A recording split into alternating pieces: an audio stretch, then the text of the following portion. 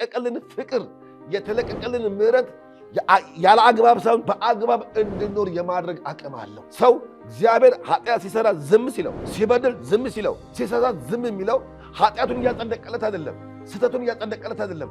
የእግዚአብሔር ምሕረት ከሰውየው ኃጢአት ጋር አይመጣጠንም። የእግዚአብሔር ይቅርታ ከሰራው በደል ጋር አይመጣጠንም።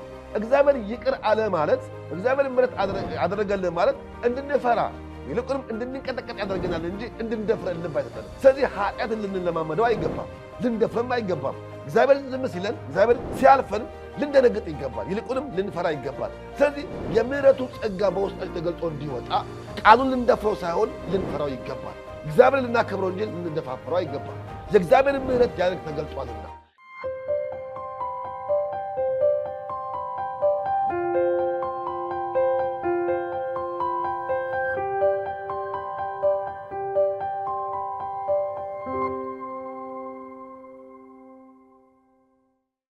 እግዚአብሔር አምላካችን ስሙ የተባረከ ይሁን። እንግዲህ እስካሁን ድረስ እንደተመለከትነው በክርስቶስ ኢየሱስ ማንነትና ስራው ላይ ያተኮረ መሰረታዊ ትምህርቶችን በስፋት ስንመለከት ነው የቆየ ነው።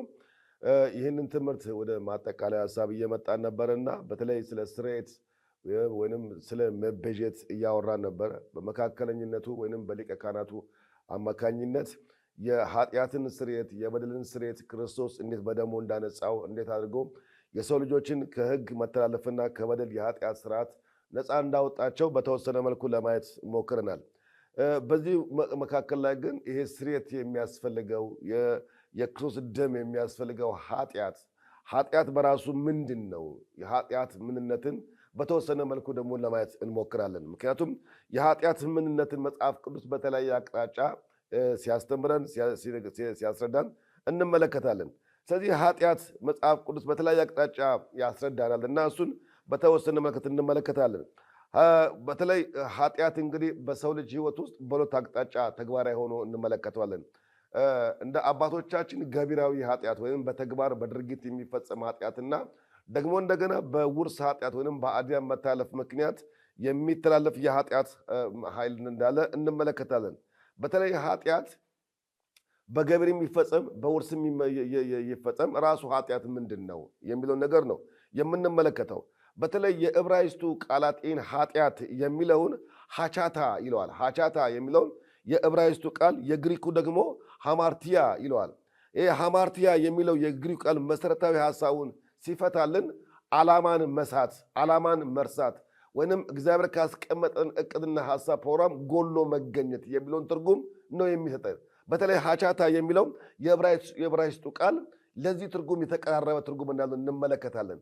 ምን ማለት ነው? እሱ ዓላማን መሳት ወይንም እግዚአብሔር ካስቀመጠን እቅድና ፕሮግራም ላይ ጎሎ መገኘት፣ በቦታው ላይ ሳይገኙ መቅረት ወይም ዓላማን መቀየር፣ አቅጣጫን መቀየር፣ ከሚጠበቅብን ከፍታና ፕሮግራም ላይ ጎሎ መገኘት የሚለውን ትርጉም ይዞ እንመለከታለን። ስለዚህ ኃጢአት እግዚአብሔር ካየልን ዓላማ ላይ ጎሎ ወይንም እግዚአብሔር አምላክ ከሚጠብቀን ፕሮግራም ላይ አቅጣጫ ቀይረን ስንገኝ ያ በአጠቃላይ ኃጢአት የሚለውን ቃል እንደሚፈታልን እንመለከታለን። ለዚህ ነው ኃጢአት እግዚአብሔር ወዳለው ቦታ አለመድረስ፣ እግዚአብሔር ወዳለው አቅጣጫ አለመምጣት፣ እግዚአብሔር በሚፈልገው ከፍታ ላይ ሆኖ ጎሎ መገኘት፣ ያጎደለን ነገር እንዳንገኝ ያደረገን ነገር ያ ብንመረምረው ኃጢአት ነው። ኃጢአት ድርጊት ነው፣ ክዋኔ ነው ወይንም እንቅስቃሴ ነው እንጂ ንግግርና ወይም ስብከት ብቻ አይደለም። ያ የሚተገበረው ነገር የሚደረገው ነገር እግዚአብሔር ከሚፈቅደውና ከሚፈልገው አቅጣጫ ላይ የሚያጎለን ድርጊት ከሆነ ያ ድርጊት ኃጢአት ነው ማለት። እግዚአብሔር በጽድቅ በቅድስና በታማኝነት ወይም እርሱ በሚፈልገው የህይወት ኑሮ ዘይቤ ውስጥ እንድንኖር በሚፈልግበት መስመር ላይ ሆነን ካልተገኘን ያ ያልተገኘንበት መንገድ በምንም አቅጣጫን ተርጉመው ኃጢአት ነው። ለዛ ለኃጢአት ግን ሰዎች የየራሳቸው ምክንያት የየራሳቸው መልስ ሊኖራቸው ይችላል። ነገር ግን እግዚአብሔር በማይፈልገው አቅጣጫ ሆነን ከተገኘን ያ በራሱ የሚሰጠው ትርጉም እንዳለ እንመለከታለን። ስለዚህ ኃጢአት እግዚአብሔር ወዳለው ቦታ አለመድረስ ነው የሚለውን አጠቃላይ ልንየው እንችላለን። ስለዚህ እግዚአብሔር በሚፈልገው ቦታ አለመገኘት በራሱ የኃጢአት ምክንያት ትርጉም ቢሆንም መጽሐፍ ቅዱስ ግን ለዚህ ለኃጢአት በብዙ አቅጣጫ ሲመልስልን እንመለከታለን። በተለይ ኃጢአትን ከሚያብራራልን ክፍል አንደኛው ሮሜ ምዕራፍ 3 ላይ የምናገኘው ክፍል ነው። በተለይ ሮሜ ምዕራፍ 3 ላይ የምናገኘው የእግዚአብሔር ቃል ስለ ኃጢአት ጥሩ አድርጎ ይፈታልናል። በተለይ ቁጥር 23 ላይ የሚናገረው ሮሜ ምዕራፍ 3 ቁጥር 23 ላይ ከቁጥር 21 ጀምሬ ያነበዋለሁ። መጽሐፍ ቅዱስ እንደዚህ ይላል፣ አሁን ግን በሕግና በነቢያት የተመሰከረለት የእግዚአብሔር ጽድቅ ያለ ሕግ ተገልጧል። እርሱም ለሚያምኑ ሁሉ የሆነ በኢየሱስ ክርስቶስ በማመን የሚገኘው የእግዚአብሔር ጽድቅ ነው ካለ በኋላ ልዩነት የለምና ሁሉ ኃጢአትን ሰርተዋል፣ የእግዚአብሔርን ክብር ጎሏቸዋል። በኢየሱስ ክርስቶስ በሆነው ቤዛነት በኩል እንዲያው በጸጋው ይጸድቃሉ። እርሱንም እግዚአብሔር በእምነት የሚገኝ በደሙም የሆነ ማሰሪያ አድርጎ አቆመው። ይህም በፊት የተደረገውን ኃጢአት በእግዚአብሔር ችሎታ ስለመተው። ይሄን የሚሰመርበት የቀደመውን ኃጢአት የተሰራውን ኃጢአት በእግዚአብሔር ችሎታ ስለመተው ጽድቁንም ያሳይ ዘንድ ነው ይላል። እግዚአብሔር ተባረከ ይሁን። ስለዚህ እግዚአብሔር አምላክ የሚተው ይቅር የሚለው ወይንም በእግዚአብሔር በክርስቶስ ኢየሱስ ደም ያልተሰረየ ወይም ይቅር ያልተባለ ኃጢአት የለም። ኃጢአት ግን ምንድነው ስንመለከተው እግዚአብሔር በማይፈልገው አቅጣጫ፣ እግዚአብሔር በማይፈልገው መንገድ፣ እግዚአብሔር በማይፈልገው መሆን የሚደረግ የትኛውም ሰዋዊ እንቅስቃሴ ሁሉ ኃጢአት ነው። ነገር ግን መጽሐፍ ቅዱስ እንደሚናገር ሁሉ ኃጢአትን ሰርተዋል፣ የእግዚአብሔርን ክብር ጎሏቸዋል። ኃጢአት የእግዚአብሔርን ክብር ያጎድላል፣ የእግዚአብሔርን ሞገስ ያነሳል። ከላችን ላይ እግዚአብሔር ዘንድ ያለንን ተቀባይነት፣ በእግዚአብሔር ዘንድ ያለንን ስፍራ፣ በእግዚአብሔር ዘንድ ያለንን ቦታ ሁሉ የማሳጣት አቅም አለው። ኃጢአት ልምምድ ነው። ኃጢአት በእግዚአብሔር ፊት ውስጥ ንስሐ ካልገባንበት፣ ካልተመለስንበት ወይንም በመወቀስ በመንፈስ ቅዱስ በመወቀስ ተመልሰን ወደ እግዚአብሔር ፊት መምጣት ካልቻልንበት ከእግዚአብሔር ክብር ያጎድላል፣ ከእግዚአብሔር ሞገስ ያጎድላል። ስለዚህም ኃጢአት ቀስ በቀስ የሚያደባ ነው። መጽሐፍ ቅዱስ እንደሚናገር ሰው በምኞቱ ሲታለል፣ ሰው በምኞቱ ሲወሰድ፣ ምክንያቱም ምኞት ኃጢአትን ይወልዳል፣ ኃጢአት ደግሞ ሞትን ይወልዳል። ስለዚህ የመጀመሪያው ነገር ምኞት ነው፣ ፍላጎት ነው።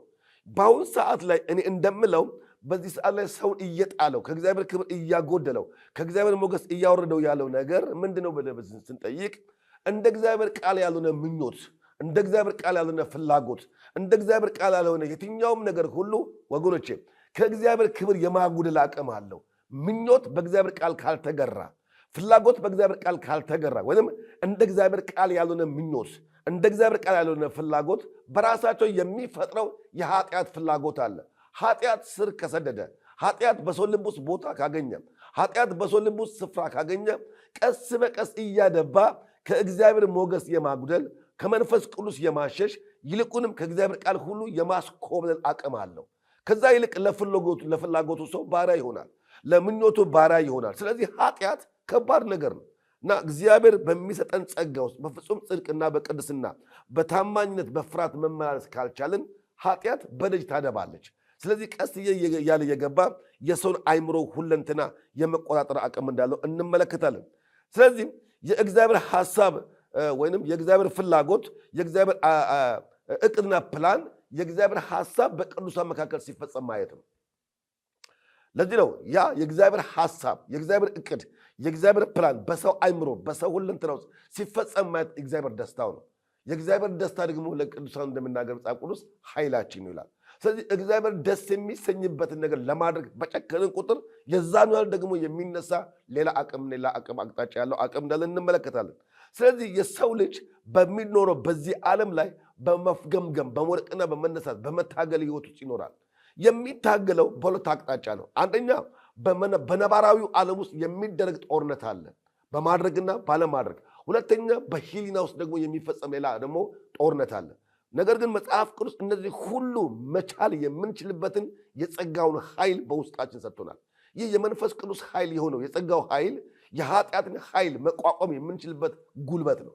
ጸጋው በውስጣችን ካለ የእግዚአብሔር መንፈስ በውስጣችን እንዲሰራ ከፈቀድን በስጋችን በኩል የመጣው የኃጢአት ኃይል መቋቋም እንችላለን። ለምሳሌ መጽሐፍ ቅዱስ እንደሚናገር ከዝሙት ሽሹ ይላል። ማለት ዝሙትን ፊት ለፊት ቆመን አንጋፈጠውም፣ ዝሙትን በመቃወም አናርቀውም። መጽሐፍ እንደሚናገር ሽሹ ነው። ለመሸሽ ግን ምን ያስፈልጋል? ኃይል ያስፈልጋል። በመንፈስ ቅዱስ ኃይል የሚደረግ የጸጋው ኃይል በውስጣችን ካልመጣ በስተቀር ሰው ድርድር ውስጥ ይገባል። ስለዚህ ያ ደግሞ ማንም አቅም የሚያጣበት ማንም ጉልበቱ የሚፈተንበት ነገር ስለሆነ ማንም ነገር በዚህ ላውርቅ ዋስትና የለው። ስለዚህ ነው መጽሐፍ ቅዱሳችን ከዝሙት መሸሽ የምንችልበትን ጸጋ ሲሰጠን መጽሐፍ ቅዱስ ጸጋው በውስጣችን ኃይል እንዳለው በቃሉ ጉልበት በውስጣችን ኃይል እንዳለው የማንነቱ ኃይል በውስጣችን ከኃጢአት ለምኞቱ ከሚሰጥ ሥጋ ራሱ መለየት የምንችልበትን አቅም በውስጣችን እንደሚፈጠር እንመለከታለን። አንደኛ ዮሐንስ ምዕራፍ 3 ቁጥር 4 ላይ እንደዚህ ይላል መጽሐፍ ቅዱስ እንደሚናገር አንደኛ ዮሐንስ ምዕራፍ 3 ቁጥር 4 ላይ ኃጢአት የሚያደርግ ሁሉ አመፃን ያደርጋል ይላል። ኃጢአት አመፅ ነው። አመፅ ማለት በእግዚአብሔር ቃል ላይ በእግዚአብሔር ፍቃድ ላይ በእግዚአብሔር ሐሳብ ላይ እግዚአብሔር በእኛ ውስጥ ካስቀመጠው ዓላማ ጋር የምናደርገው ጦርነት ነው። አመፅ ማለት እምቢ ማለት ነው። እሺ አለማለት አለመታዘዝ ነው። ፍቃድን ለእግዚአብሔር ቃል አለማስገዛት ነው። ለዚህ ነው ኃጢአትን የሚያደርግ ሁሉ አመፃን ያደርጋል ማለት ሰው በኃጢአት ከተለማመደና የኃጢአት ባሪያ ከሆነ ለእግዚአብሔር ቃልና ለእግዚአብሔር ሕግ አይገዛም ማለት ነው። ለእግዚአብሔር ቃልና ለእግዚአብሔር ደግሞ ሕግ ካልተገዛ የሚገዛው ሌላ ነገር አለ ማለት ነው። ሌላ ነገር ደግሞ ከገዛው ደግሞ የኃጢአት ባሪያ ነው ማለት ነው። ለዚህ ነው መጽሐፍ ቅዱስ ለምኞቱ እንዳትታዘዙ በሚሞት ሥጋችሁ ላይ ኃጢአት አይንገስ ይላል። ስለዚህ የምኞቱ ኃይል በውስጣችን ስልጣን ሲያገኝ ሥጋ ፍቃዱን ማድረግ ይጀምራል። ሥጋ ደግሞ ፍቃዱን ማድረግ ከጀመረ ለእግዚአብሔር ሕግ የሚገዛ ስብዕና አይኖረንም። ለእግዚአብሔር ቃል የሚገዛ ማንነት አይኖረንም። ስለዚህ ኃጢአት ክፉ ነው። ኃጢአት በጣም ከባድ ነገር ነው። መጽሐፍ ቅዱስ በተለያየ አቅጣጫ ስለሚገዙ ሌላው ኃጢአት ሕግን መጣስ ነው እና ወንም የተቀመጠልን ደረጃ ማለፍ ነው። የተቀመጠን ገደብ ማለፍ ነው። ኖ ይህ ከኛ የማይጠበቅ ነገር ነው ብሎ መጽሐፍ ቅዱስ የከለከልን ነገር ለማድረግ ድፍረት ማግኘት ማለት ነው ኃጢአት። ስለዚህ ሕግ ያስጥሳል።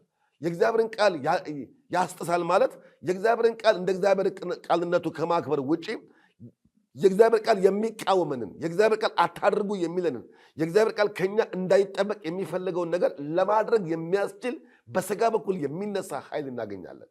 ያ በሥጋ በኩል የሚነሳው ኃይል ግን እንደ እግዚአብሔር ቃል ስንመለከተው ኃጢአት ነው፣ በደል ነው። ምክንያቱም መጽሐፍ ቅዱስ ሁሉ ጊዜ ሥጋን የሚቃወም ነው። አጠቃላይ ኃጢአት ነው። ሥጋ በኃጢአት ላይ ወይም ኃጢአት በሥጋ ላይ ያድርና በመንፈስ በኩል ያለውን የመንፈስ ሕግ የመቃወም ባህሪ እንዳለው መጽሐፍ ቅዱስ በዛ ውስጥ ብዙ ነገር ይናገራል። ሌላ ኃጢአት ዝንባላችን ነው። ዝንባላችን ወይም የባህሪያችን ዝንባሌ ከእግዚአብሔር ጋር ያለንን መንፈሳዊ የህይወት ዝንባሌ የማናጋት አቅም አለው። ኃጢአት ክፋቱ ለእግዚአብሔር ልንሰጥ ልንጸልይ ወይም ቃልና ልናነብ ወይም በመንፈሳዊ ዓለም ውስጥ የተሰጠ የተቀደሰ እግዚአብሔር የሚያከብር ህይወት ቆርጠን ወስነን መራመድ ስንጀምር ታውቃላችሁ ያንን ህይወታችን የማናጋት አቅም ወይንም ዝንባላችንን ለስጋችን ዝንባላችን ለዓለማዊ ምኞት ዝንባላችን ለስጋዊ ፍቅር እንዲሆን የማድረግ ፓወር አለው፣ ኃይል አለው፣ ትግል አለው። ለዚህ ነው ደግሞ አመፃን የሚያደርግ ሁሉ ኃጢአት ያደርጋል፣ ኃጢአት ደግሞ አመፅ ካለ በኋላ ኃጢአትም አመፅ ነው። አንደኛ አመፃ ኃጢአትን የሚያደርግ አመፅ ነው አለ። ኃጢአት የሚያደርግ አመፅ ነው። አመፃው ሁሉ ደግሞ ምንድነው? እሱ ኃጢአት ነው። ስለዚህ አመፅና ኃጢአት አንድ ላይ ናቸው። ስለዚህ በስጋ ውስጥ በኩል የሚያደርግ የትኛውም ፍላጎት ሁሉ አመፅ ነው። አመፅ ደግሞ ምንድነው? እሱ ኃጢአት ነው። ምንድነው የምናመፀው ስንል በእግዚአብሔር ቃል ላይ የእግዚአብሔር ቃል የሚለውን ሁሉ ላለማድረግ የሚፈለግ የስጋ ምኞት ነው። ሌላ የምንመለከተው ኃጢአት ማንኛውም ነገር በእግዚአብሔር ቦታ መተካት ማለት ነው። እግዚአብሔር ቃል የሚለንን ነገር በእግዚአብሔር ቃል እንደ እግዚአብሔር ቃልነቱ ከማስተናገድ ይልቅ ሌላ ነገር መተካት፣ ሌላ ነገር ማድረግ፣ ሌላ ነገር እንዲወስደው መፍቀድ። ለዚህ መጽሐፍ ቅዱስ በማርቆስ ወንጌል ምዕራፍ 12 ላይ የእግዚአብሔር ቃል እንደዚህ ይናገራል። መጽሐፍ ቅዱስ እንደዚህ በጣም አጠንክሮ አጠብቆ ሲናገር በፍጹም ልብ፣ በፍጹም ኃይል፣ በፍጹም ነፍስ አምላክን ውደድ። አሁን ይሄ አብሶሉትሊ ፍጹም የሚለው ሌላ ነገር ቦታውን እንዳይዘው ስናመልክ ማለት ምንም ነገር ጣልቃ ገብቶ አምልኳችን ሊመረዘው የሚገባ ነገር መኖር የለበትም። በነፍሳችን በስጋችን በሁለንተናችን አምልኮ ስንሰጥ ይሄን አምልኮ የሚበርዝ ወይም ይሄን አምልኮ የሚያበላሽ ሌላ ነገር መኖር የለበትም። ለምሳሌ በምናመልክበት ጊዜ ለምሳሌ እንደ ሰው ፍቃድ የሆነ ነገር ጠብቀን ከሆነ ነገር ፍላጎት አንጻር ወይንም በስጋችን በኩል የሚመጣ ፍላጎትን ለማስተናገድ አንደኛ ተቀባይነት ለማግኘት ወይንም በሰው ልብ ውስጥ ያለን ወይንም በሰው ዘንድ ቦታ ለማግኘት ስፍራ ለማግኘት ወይንም ፖዚሽን ለማግኘት ወይንም ስማችን ለማግነን ወይንም ስማችን እንዲጠራ ወይም ተጠያቂነታችን ወይም ተቀባይነታችን በሰው ዘንድ ብዙ እንዲሆን የምንፈልጋቸው በስጋ ውስጥ ያሉ ስጋዊ ምኞቶች እነሱ ወገኖቼ በእግዚአብሔር ዘንድ ያለው ንጹህ አምልኮ የመመረዝ አቅም አላቸው። ብዙውን ጊዜ አይመስለንም። በምናመልክበት ጊዜ ስማችን እንዲጠራ ወይም ቦታውን ለመያዝ ወይንም እኛ ካልልን አምልኮ ራሱ በትክክል እንደማይሄድ የምናስብበት እኛ ክልልን የእግዚአብሔር ሐሳብ በዛ ቦታ በሙላት እንደማይፈስ አድርገን የምናስብ ከሆነ በእግዚአብሔር ቦታ ላይ እኛ ከልልን እኛ ካልተቀመጥን ነገሮች እንደማይሄዱ አድርገን የምናስብበት ስጋዊ ፍላጎቶቻችን ስጋዊ ምኞቶቻችን ሁሉ አምልኮን የመመረዝ አቅም አላቸው። በፍጹም ነፍስ በፍጹም ኃይል በፍጹም ልብ እግዚአብሔር አምላክን አምልክ ሲል ወገኖቼ በዚህ በአምልኮ ህይወት ውስጥ የምንቀላቀለው የምንደባልቀው የምንቀይጠው ነገር መኖር የለም። ንጹህ ልብ ንጹህ ነፍስ ንጹህ ማንነት ለእግዚአብሔር ይገባዋል። ስለዚህ የምንተካቸው ነገሮች በመካከል የምናስገባቸው ነገሮች የእግዚአብሔርን ክብር የሚሻሙ የእኛንም ስምና ስፍራ ቦታ እንዲይዙ የምናደርጋቸው ነገሮች ሁሉ ንጹህ አምልኮ እንዳናመልክ የማድረግ አቅም አላቸው። ስለዚህ ኃጢአት እግዚአብሔር በሚፈልገው አምልኮ ላይ እግዚአብሔር በሚቀበለው መስዋዕት ላይ የሚደረጉ ሰዋዊ ፍላጎቶችና ሰዋዊ ምኞቶች ሄሬሲ ወይም ኃጢአት ናቸው። ለዚህ ነው መጽሐፍ ቅዱስ አጥብቆ በፍጹም ነፍስ በፍጹም ኃይል በፍጹም ልብ ፈጣሪ እግዚአብሔር አምላክን አምልክ ይላል። ይሄ የብሉይ ኪዳን ልክ በዚሁ ምትክ ደግሞ ሐዲስ ኪዳን ላይ ባልንጀራን እንደራስህ አድርገህ ውደድ ይላል። እነዚህ ሁለት ሐሳቦች በብሉይ ኪዳንና በሐዲስ ኪዳን የምንመለከታቸው ፒላሮች ናቸው፣ አእማድ ናቸው። የብሉይ ኪዳን ሐሳብ የቆመው በዚህ ነው። የሐዲስ ኪዳኑ ሐሳብ የቆመው በዚህ ነው። የብሉይ ኪዳኑ ሐሳብ በፍጹም ነፍስ በፍጹም ልብ በፍጹም ኃይል እግዚአብሔር አምላክን አምልክ በሚለው ልክ እንደዚሁ ደግሞ በሐዲስ ኪዳን በፍጹም ነፍስ በፍጹም ኃይል ባልንጀራን እንደራስህ አድርገህ ውደድ ይላል። ስለዚህ እነዚህ ንጹህ አምልኮች ናቸው። ባልንጀራን እንደራስ አድርጎ መውደድ አምልኮ አይመስልም። አምልኮ ዝማሬ አይደለም። አምልኮ መባ መስጠት አይደለም። አምልኮ ለእግዚአብሔር መገኘት ነው። እግዚአብሔር በሚገኝበት ማንነት ውስጥ ንጹህ መስዋዕት ንጹህ አይምሮ ይዞ በእግዚአብሔር ዘንድ የሚደረግ መገኘት ነው። መገኘታችን ግን ያለምንም ነቀፌታ ያለምንም ስህተት ያለምንም መተካካት እግዚአብሔርን ብቻ የሚያከብር መሆን መቻል አለበት ንጹህ አምልኮ የሚለው። ስለዚህ ኃጢአት በሌላ አቅጣጫ የሚተካካ ከሆነ አምልኮ የመመረዝ በእግዚአብሔር ዘንድ ያለውን ነገር የመሻባት አቅም እንዳለው እንመለከታለን። መጽሐፍ ቅዱሳችን በተለይ ከእግዚአብሔር ይልቅ ለምኞታችን ቅድሚያ ስንሰጥ በተለይ አሁን በዚህ ዘመን ላይ እያስቸገረ ያለው ከኃጢአት ይልቅ ከሴጣን ይልቅ ቅዱሳንን እየፈተነ ያለው ምኞት ነው። ምን አይነት ምኞት?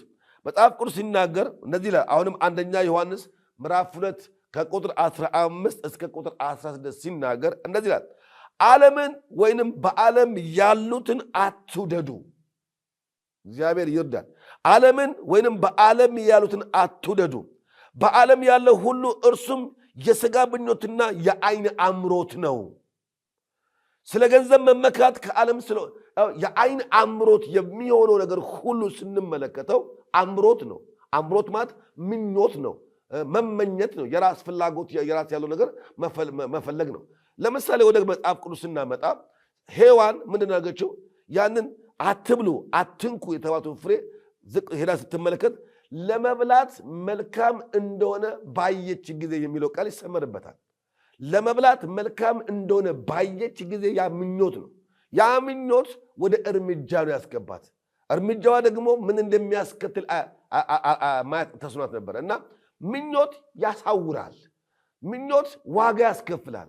ምኞት ነገ ከነገ ወዲያ የምንከፍለው ዋጋ እንኳን ቆም እንዳንመለከት ዓይን ያሳውራል። ስለዚህ በእግዚአብሔር ቃል ሚዛንነት ምኞቶቻችን እንደ እግዚአብሔር ቃል መሆን ካልቻሉ የኃጢአት ምንጭ ነው። ኃጢአትን ይወልዳል ምኞት። ኃጢአት ደግሞ ከገባንበት ከወደቅንበት በኋላ የምንከፍለው ዋጋ እንኳን ቆም እንድናስተውል አያደርግም። ለዚህ ነው መጽሐፍ ቅዱስ በተለያየ አቅጣጫ ምኞቶቻችን ስፍራ ከያዙ ምኞቶቻችን ቅድሚያ ከያዙ የእግዚአብሔርን ሕግ እንድንተላለፍ የእግዚአብሔርን ቃል እንድንተላለፍ የማድረግ አቅም አላቸው። ስለዚህ ሰው የምኞቱ ባሪያ መሆን የለበትም። አንድ ሁለተኛ ሰው የፍላጎቱ ባሪያ መሆን የለበትም። ሰው አይመኝም አይደለም፣ ሰው አይፈልግም አይደለም። በተፈጠርንበት ተፈጥሮ ውስጥ እነዚህ ነገሮች ምኞትና ፍላጎት እግዚአብሔር ሰጠን ጸጋዎች ናቸው። ነገር ግን እንደ እግዚአብሔር ቃል ካልተጠቀምንባቸው እንደ እግዚአብሔር ቃል ካላስተናገርናቸው የውድቀታችን መነሻዎች ይሆናሉ። ለዚህ ነው የሰው ልጅ በምኞቱና በፍላጎቱ ሲታለል የኃጢአት ባሪያ የሆነው። ለምሳሌ ከእግዚአብሔር ይልቅ በሕይወታችን ገነው የሚታዩ 3 ነገሮች እንዳሉ እንመለከታለን። ብዙውን ጊዜ የማናስተውላቸው ግን በሕይወታችን ኃጢአት የማይመስሉ ግን ገነው ያዙ 3 ነጥቦች ማንሳት ፈልጋለሁ በዚህ ክፍል ውስጥ። የመጀመሪያው ነገር ስንመለከት ተድላ ነው። ተድላ፣ ደስታ፣ ስኬት። ለምሳሌ ተድላ ደስታ የምናገኝባቸው ምኞቶች አሁን ቀደም እንደተናገርኩት ዮሐንስ ላይ እንደተናገረው ዓለምን አትውደዱ፣ በዓለም ያለው ነገር አትመኙ ሲል በዓለም ውስጥ የሚገኘው ነገር ምንድነው ስንል ደስታ ነው። ሰው ደስታ ለማግኘት ሲል ነው ብዙ ነገር ውስጥ የሚገባው። ብዙ ነገር እናነባለን። ለምሳሌ ለምን ጠጣለህ ሲባል ደስታ ለማግኘት፣ ለምንድነው የምትጨፍረው ሲባል ደስታ ለማግኘት፣ ለምንድነው የሐሺሽ ወይንም የተለያየ ነገር አዲክትድ ሊሆን ሲባል ደስታ ለማግኘት ነው። እነዛ ደስታዎች ግን ጊዜያዊ ናቸው። ስለዚህ በዓለም ያለውን አትውደዱ ሲለን እነዛ በደስታ ምክንያት የምናገኛቸው ነገሮች ቀጥሎ ምናምን ይሆናሉ፣ ውድቀትን ያስከትላሉ፣ ስብዕናን ያሳጣሉ፣ የአይምሮን አለመረጋጋት ይወልዳሉ፣ ከሰው ስብዕና ከሰው ደረጃ ያወርዳል፣ ያዋርዳል። ኃጢአት ክፉ ነው። ያው ክብር ያሳጣል፣ ሞገስ ያሳጣል፣ በሰው ዘንድ እንድናቅ ያደርጋል። ስለዚህ ደስታን ለማግኘት ብለን የምንራመዳቸው አካሄዶች እንደ እግዚአብሔር ቃል ቆም ብለን ማየት ካልቻልን ጊዜያዊ ደስታ ዘላለማዊ ሞትን ይወልዳል። እና ሰውን ለማስደሰት ሲል ሰው ወንድሙን ባልንጀራውን ይገላል። ሰውን ለማስደሰት ሲል የእግዚአብሔርን መድረክ ይደፍራል። ሰውን ለማስደሰት ሲል በእግዚአብሔር ቃል ላይ ይሸቃቅጣል። ሰውን ለማስደሰት ሲል ወገኖቼ በመንፈስ ቅዱስ ላይ እንኳን እስኪዘባበት ድረስ ይደፍራል። ከባድ ነው። ስለዚህ መጽሐፍ ቅዱስ ግን እንደሚናገረው ደስታ በዓለም ሳይሆን የሚገኘው በጌታ ደስ ይበላችሁ፣ ገርነታችሁ በሰው ዘንድ ሁሉ ይታወቅ፣ ጌታ በነገር ሁሉ ቅርብ ነው ይላል። ስለዚህ የደስታችን ምንጭ ያለው ጌታ ላይ ነው። ሰው በጌታ ደስተኛ መሆን ካልቻለ ከባድ ነው። እንደው መጽሐፍ ቅዱስ ሲናገር ዮሐንስ ላይ ይመስለኛል፣ ክፍሉን ባላስታውሰው፣ በጌታ ደስ ይበላችሁ፣ ሳታቋርጡ ጸልዩ፣ በሁሉ አመስግኑ፣ ይህ የእግዚአብሔር ፍቃድ በክርስቶስ ኢየሱስ ወደ እናንተ ነው ይላል። በጌታ ደስ ይበላችሁ ይላል። የደስታችን ምንጭ ያለው ኢየሱስ ላይ ነው እንጂ ዓለም ላይ አይደለም። በዓለም የሚገኙ ነገር ሁሉ እንደ እግዚአብሔር ቃል ካልተጠቀምንበት ገዳይ ነው። ሁለተኛ የምንመለከተው ቁሳቁስ ናቸው፣ ማቴሪያሊስትነት። በዚህ ዘመን ላይ ወገኖቼ የደስታችን ምንጭ ያለው ቁሳቁስ ላይ ነው፣ ማቴሪያል ላይ ነው። ማቴሪያል ለማግኘት ነው ሰው ሌት ተቀን እንቅልፋቶ የሚለፋው የሚደክመው። ቤት ለማግኘት መኪና ለማግኘት አያስፈልግም እያልኩ አይደለም። ነገር ግን የእግዚአብሔርን ክብር የሚሻማ ከሆነ ከእግዚአብሔር ክብር የሚያጎድለን ከሆነ አምልኳችን የሚመርዝ ከሆነ ቆም ብለን እንጠይቅ ይገባል። የምንኖረው እኛ ለቤት አይደለም። መጽሐፍ ቅዱስ እንደሚናገር የሰው ልጅ እንኳን ራሱን የሚያስጠጋበት ቦታ የለም ይላል። ወፎች ለራሳቸው ጎጆ ሲኖራቸው፣ ቀበሮች እንኳን ለራሳቸው የሚደበቁበት ዋሻ ሲኖራቸው፣ የሰው ልጅ ግን ራሱን የሚያስጠጋበት ስፍራ የለውም ይላል። ሳያስፈልገው ቀርቶ አይደለም፣ ግን የመጣበት ዋናው ዓላማ የአባቱን ፍቃድ ለማስፈጸም እንጂ ማቴሪያል ነገር ለመኮልኮል አይደለም። በዚህ ዘመን ላይ በሚያልፍ ቁሳቁስ የዘላለሙን ሐሳብ ልንጥል አይገባም።